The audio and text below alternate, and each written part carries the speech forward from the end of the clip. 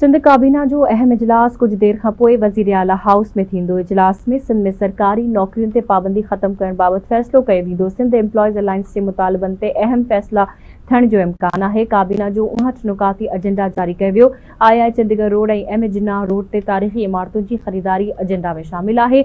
नैब केसनि खे उकलाइण लाइ ख़ासि एंटी करप्शन कोर्ट क़ाइम करण जो मामलो बि एजेंडा में शामिल आहे। हैदराबाद सखर मोटरवे लाइ सरकारी ज़मीन जे सर्वे बाबति फ़ैसिलो कयो वेंदो। कराची प्रेस क्लब जी 700 मेंबरनि खे प्लॉट्स ॾियण वारो मामलो बि एजेंडा में शामिल आहे। सिंध काबीना जो अहम इजलास कुछ देर खां पोइ वज़ीर आला हाउस में थींदो। इजलास में सिंध में सरकारी नौकरियुनि ते पाबंदी ख़त्म करण बाबति फ़ैसिलो कयो वेंदो। सिंध एम्प्लॉयज़ अलायंस जे मुतालबनि ते अहम फ़ैसिला थियण जो बि इम्कान आहे।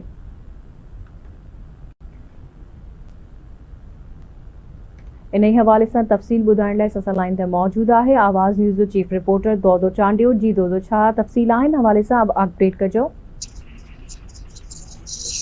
जी बिल्कुल, सिंध काबीना जो इजलास अॼु मंझंदि जो रखियल आहे।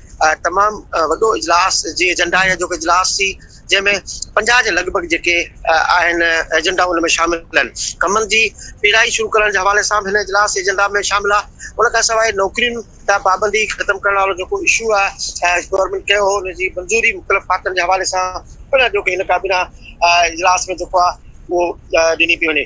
उन खां सवाइ बाक़ी खोड़ इशूज़ आहिनि जिन ते डिस्कस अॼोके इजलास जे अंदरि थियणो आहे, छाकाणि त जेकी जल्द आहे मुख़्तलिफ़ बोर्डनि जी हिकिड़े अस्पताल जेका आहे चिल्ड्रन अस्पताल जे हवाले सां बि मंज़ूरी आहे जो कि हिन काबीना इजलास में रखियल आहे। मुलाज़िमनि जा जेके एहतिजाज हुआ, मसला हुआ, जिन जी जेके जिला हिकिड़ी चीफ सेक्रेटरी सरबराह में कमेटी ठही हुई, उहा कमेटी कान त पंहिंजी रिपोर्ट जेका हिते पेश कंदी। उन खां सवाइ बोर्ड ऑफ डायरेक्टर्स मुख़्तलिफ़ इदारनि जा आहिनि, उन्हनि जी मंज़ूरी आहे जो कि काबीना इजलास में जेको आहे उहा मुतवक़ा एजेंडा, छाकाणि त तमामु जेका वॾी रखियल आहे जर्नलिस्टनि कराची प्रेस क्लब जे साफ़ इन प्लाटन वारो एजेंडा जेका आहे उहा बि हिते रखियल आहे। त 50 जे लॻभॻि जेके आहिनि एजेंडाऊं जेके अॼोके हिन इजलास जी जेका मीटिंग आहे उनजी हिसो आहिनि। हाणे ॾिसूं था में केतिरनि एजेंडनि जी मंज़ूरी अचे थी, उहो इजलास शुरू थींदो जे बाद ख़बर पवंदी। पर अॼोकी डिघी तवील एजेंडा सां सिंध काबीना जेको आहे अॼु इजलास करे रही आहे। जी ठीकु आहे, तव्हांजी महिरबानी दोदो अपडेट करण जे लाइ।